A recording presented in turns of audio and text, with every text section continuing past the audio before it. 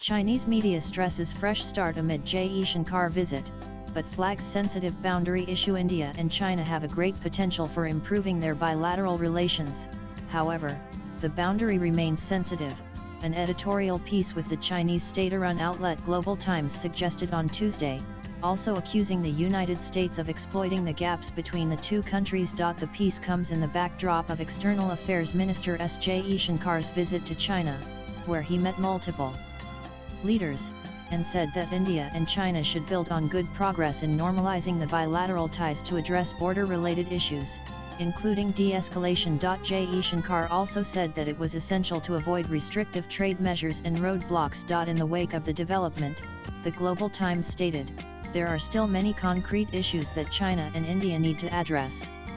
This also means there is great potential for improving bilateral relations. However, referring to the line of actual control standoff, the piece mentioned, the boundary question remains the most sensitive and complex issue in their relationship. Meanwhile, some countries like the US have long sought to exploit gaps and drive wedges between China and India in an attempt to hinder their common development, adding another layer of disturbance to the relationship, it stated. The Global Times stressed that the improvement of bilateral relations between India and China is the right and beneficial path. It is not hard to see that China and India currently share a notable consensus. The continued improvement of bilateral relations is both the right path and a beneficial one, it stated. Also calling Jaishankar's visit to China in 5 years a breakthrough in high-level diplomatic engagement, the piece mentioned that the efforts to restore the normal mechanisms of communication between the two sides should be viewed positively. But the steady improvement of China-India relations, especially their long-term, healthy, and stable development, still requires both sides to build resilient strategic trust based on mutual respect for each other's core concerns,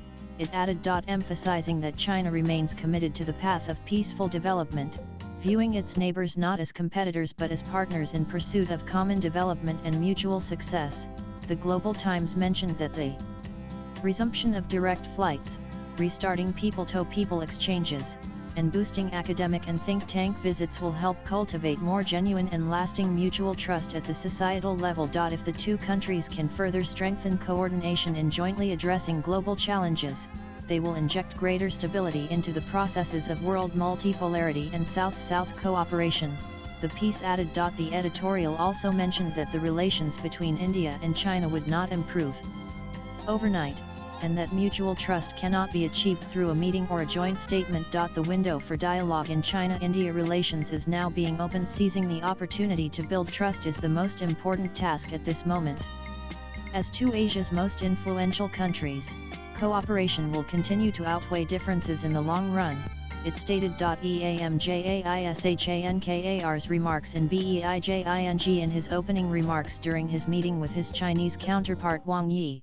External Affairs Minister S. Jaishankar in Beijing said the bilateral relations can develop in a positive trajectory on the foundation that differences should not become disputes and nor should competition become a conflict. Also speaking at the event, Wang said India and China should find a way for mutual respect and trust, peaceful coexistence, common development, and win-win cooperation. The two sides should stand on high ground, seek long-term strategies, adhere to the direction of good neighborliness and friendship, and realize the dragon-elephant dance, he said. China is willing to strengthen communication and coordination with India to jointly safeguard the multilateral trading system, the stability of the global production and supply chains, Wang added. Meanwhile, the Ministry of External Affairs MAA in New Delhi described the talks as constructive and forward-looking and said the two sides agreed to take additional practical steps, including travel to each other's country and direct flight connectivity,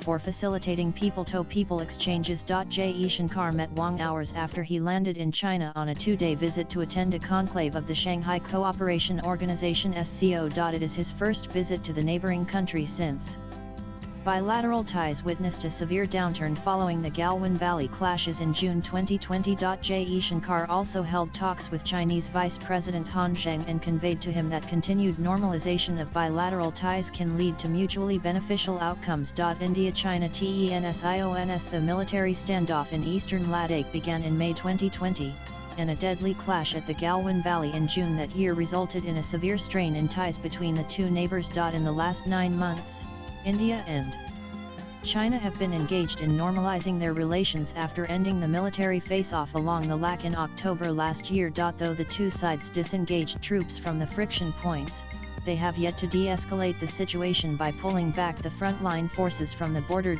Each side currently has around 50,000 to 60,000 troops along the Lak in the eastern Ladakh region. Swipe left for next video. Last year, Chinese President Xi Jinping and Prime Minister Narendra Modi reached an important consensus at their meeting in Kazan, which pointed out the direction for the improvement and development of China-India relations. The Modi-Xi meeting came 2 days after India and China firmed up a disengagement pact for Dipsang and Demchok. Latest blogs.